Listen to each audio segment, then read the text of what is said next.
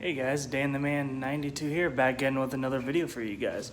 So today, I have a special project that I'm going to show you guys. So let's get started.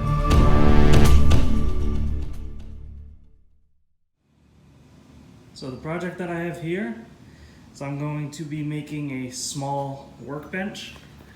That'll go along that wall, probably on maybe around there or so. But this workbench is what's going to hold my vise and my drill press and any other bigger tools that I have. So I will show you when I get probably a little further, when I'm almost completed, and then I'll put everything on there and show you how it looks all finished. So here is the finished product. Nice workbench. It's pretty much level with my current workbench right there. This one, I have the drill press here, the vise right here. Might move it around. I haven't installed it yet. Probably do that tonight or in the morning. But in case you guys are wondering the dimensions, it is 18 inches by 72 inches and then 35 inches tall.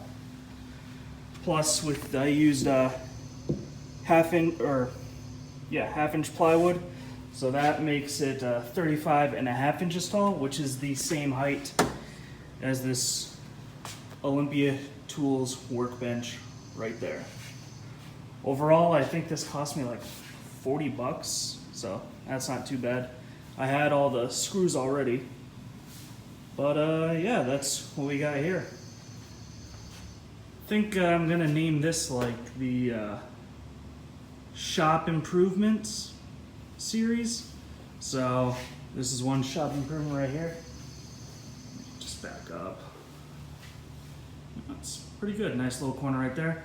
Now in the next episode, which will probably be posted this coming weekend, I'll be showing you a pretty cool idea I came up with for organizing drill bits.